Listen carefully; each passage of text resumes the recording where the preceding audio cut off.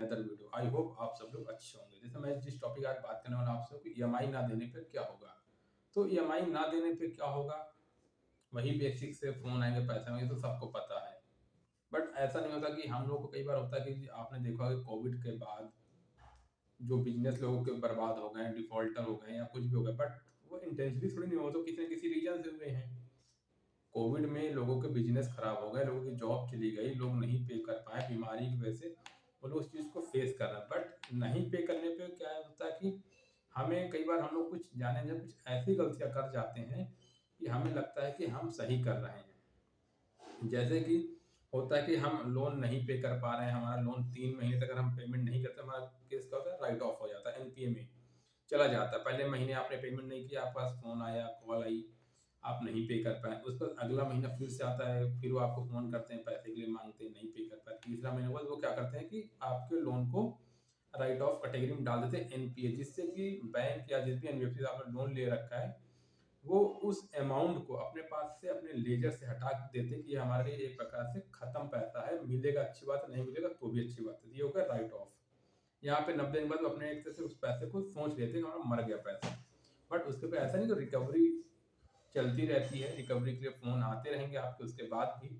लेकिन उसके बाद ये होता है कि आपको जब 6 महीने बीत जाते हैं एनपीए के बाद, वो कोशिश करते हैं कि आप केस को सेटलमेंट कर लो, कम से कम कुछ बात बीच में बात बन जाए। तो वो बात बनने की शुरुआत होती है नोटिस से।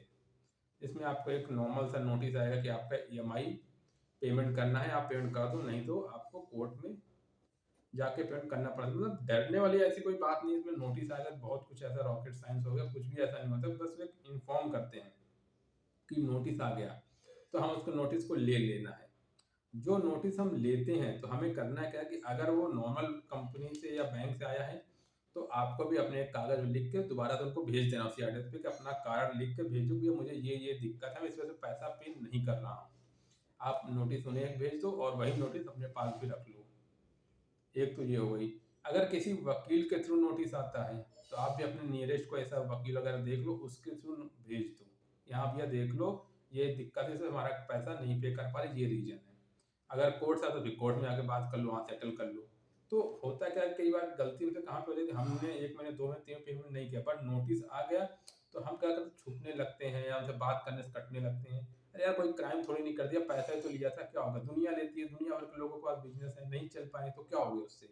तो ऐसे कोई दिक्कत नहीं। बट क्या है कि बैंक क्या करता है अपने पास, या एनबीएफसी से आपने जो लोन है, वो आपकी एक फाइल बनाता है कि आपको एक बार फ़ोन किया, उस पर लिख लिया कि भैया फ़ोन किया, आपने पैसा नहीं दिया। फिर आपको फ़ोन आएगा, पैसे की दिक्कत है, आपने सर पैसे की दिक्कत से उसमें पेमेंट नहीं किया। वो आपका एक रिकॉर्ड बना लेता है, 3 महीने में आपको 100 बार फ़ोन कर दिया, आपने ये बोला, फिर हमने आपको नोटिस भेजा, तो आपने उसका कोई जवाब नहीं दिया, फिर एक नोटिस आया, आपने जवाब नहीं दिया। वो क्या उनके पास एक वैलिड रीज़न हो जाता है कि बट अगर हम वहीं पे, अगर हम पैसे देने में असफल हो रहे हैं, तो हमने एक मेल कर दिया कंपनी या बैंक को कि हम पैसा नहीं पे कर, भले वो कॉल रुके ना रुके, माने या ना, बट एक अपनी तरफ से आप सिक्योर हो जाओ कि आपने इन्फॉर्म किया था।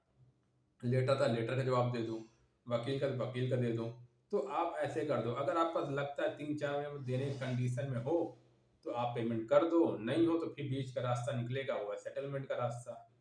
और सेटलमेंट का रास्ता निकालने के लिए वही आपका, या तो डायरेक्ट आप कंपनी से आपको ऑफर मिलेगा, तो सेटलमेंट की तरफ समझदारी से जितना भी, अगर आप क्रेडिट कार्ड का आपके पास लोन है, तो 20, 25, 30% प्रिंसिपल अमाउंट पे सेटल हो जाता है, इससे ज़्यादा पे नहीं पे करना। अगर आपका वहीं पे अलग है, तो उसका आप सेटल कर लो। तो कोशिश करो कि आपका जो केस है आपकी तरफ से ना बिगड़े, ऐसी सिचुएशन आप भी अपनी तरफ से प्रॉपर को रिस्पॉन्स करो। आपको लगता है पेमेंट कर सकते हो, ठीक है, नहीं तो अंत में एक रास्ता आता है, वो सेटलमेंट का। सेटलमेंट कम से कम पे करो, प्रिंसिपल अमाउंट पे करो, और डरने की या कोई ऐसी पैनिक सिचुएशन में कोई जरूरत नहीं है। तो ईएमआई ना देने की यही सब प्रक्रियाएं होती हैं। और क्या होता है कि इसी पे मिडिल क्लास के लोग बहुत हावी हो जाता है ये चीज़ें, और डर जाते हैं। आप सोचो, देखो बड़े बड़े बिजनेसमैन के पास लोन है, पैसा नहीं है, कोर्ट के पास चले गए, मेरे पास पैसा नहीं, नहीं दे पाएंगे, और एनसीएलटी फाइल कर दी, और हो गया उनका काम खत्म, चल रहा है धीरे धीरे। बट हम लोग क्या, मिडिल स्कोर सिविल के नाम पर डरते रहते हैं।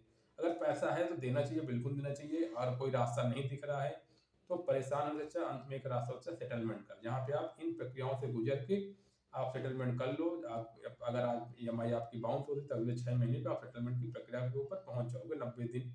अगर क्रेडिट कार्ड है तो आप 90 दिन, पर्सनल लोन 90 दिन या 6 महीने के अंदर आपका सेटलमेंट प्रक्रिया प्रोसेस हो जाता है। तो कोई ऐसी पैनिक होने की ज़रूरत नहीं है, आप चीज़ें ऐसे ही करो, सेटलमेंट कर लो, ज़्यादा से ज़्यादा यही होना है बाद में। और बहुत सारी क्वेरी हैं, अगर आपको कोई कंप्लेन है, आप कुछ जानना चाहते हो, लोन से रिलेटेड, ईसीएस से रिलेटेड कुछ भी क्वेश्चन, आप मुझे कमेंट बॉक्स में ज़रूर लिखिए, जिससे मैं आप लोगों को रिप्लाई दे सकूँ, बता सकूँ। तो वीडियो अच्छी हो लाइक सब्सक्राइब कीजिए। Thank you so